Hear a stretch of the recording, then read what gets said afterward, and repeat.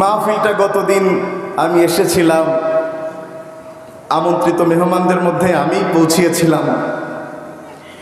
তো এসে খাওয়া দাওয়া শেষ করেছি। মানে আজকে বলছিলাম যে এক মাহফিলে 2 বার খাইছি, সেটা বালুন্ডার মাহফিল। গতদিনও খেয়ে গিয়েছে আলহামদুলিল্লাহ। ডাক্তার ইয়াসিন সাহেব আমাদের এখন সম্পর্কে তাওই হন, তো খেয়ে গিয়েছি ওখান থেকে। আজকে আবার খেয়েছি, তো ডবল খাওয়া। ওয়াজ তো ডবল হওয়া দরকার, কি বলেন আপনারা? কিন্তু সময় কম, ইচ্ছা করলেও ডবল করতে পারবো না। আমরা কোরআনের সবচেয়ে ছোট সূরা থেকে আজকে কথা বলবো। সূরাটা আয়াতে ছোট, কিন্তু ওজনে পৃথিবীর চাইতেও বেশি মর্যাদা আল্লাহ দান করেছেন। সুবহানাল্লাহ। সূরাটার নাম কি? মাশাআল্লাহ বলেন। সূরাটার নাম কি? সূরাতুল কাউসার। কি মর্যাদার সূরা সূরাতুল কাউসার! কুরআনুল কারীমের এই 108 নাম্বার সূরা সূরাতুল কাউসার। কুরআন মাজিদে আল্লাহ 2টা সূরা 2টা শানে নাজিল করেছেন। তার মধ্যে একটা সূরা আমার রব আমার আল্লাহ তার নিজের শানে নাজিল করেছেন। যেই সূরার শুরু থেকে শেষ কেবল মাত্র আল্লাহর শান মান বর্ণনা করা হয়েছে। সেই সূরার নাম হচ্ছে সূরাতুল ইখলাস। আল্লাহর হাবিব বলেন, তোমরা যদি আল্লাহর পরিচয় জানতে চাও সূরাতুল ইখলাস পড়ে নাও, কারণ সূরা ইখলাসের মধ্যে আমার আল্লাহ তার সম্পূর্ণ পরিচয় দান করে দিয়েছেন।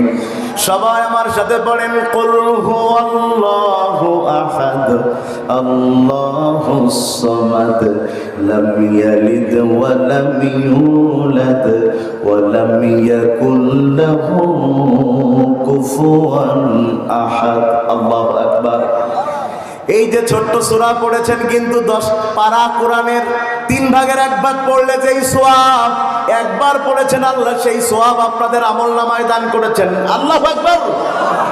আর একটা সূরা, যেই সূরাকে আমার রব আমার আল্লাহ শুরু থেকে শেষ শুধুমাত্র আমার রাসূলের কথাই বর্ণনা করেছেন।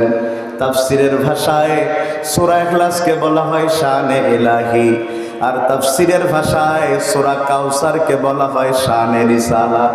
এই সূরাটা আল্লাহ রাসূলের শান ছাড়া অন্য কোনো কারণে আর নাজিল করেন নাই। সুবহানাল্লাহ। কেন আল্লাহ সূরা কাউসার নাজিল করলেন? কোন পরিবেশে আল্লাহ নাজিল করলেন? সূরা কাউসার আল্লাহ তখন নাজিল করলেন যখন আল্লাহ রাসূলের 3য় নম্বর পুত্র সন্তানটাও দুনিয়া থেকে বিদায় নিয়েছে। কারোর যদি সন্তান বিদায় নেয়, বিশেষ করে পিতার মন মাতার মন এত বেশি ভারাক্রান্ত থাকে, সহ্যই করতে পারে না। একে একে 3টা ছেলে ইব্রাহিম, আব্দুল্লাহ, কাসেম, 3টা সন্তান যখন মারা গিয়েছে, মক্কার লোকেরা সান্ত্বনা দেওয়ার কথা, তারা সান্ত্বনা না দিয়ে তারা রাসূলের পাশ দিয়ে যায় আর বলে একটা নির্বংশ। নাউজুবিল্লাহ কইলেন না? রাসূলের পাশ দিয়া যায় আর রাসূলকে শোনায় শোনায় বলে এটা একটা লেজ কাটা।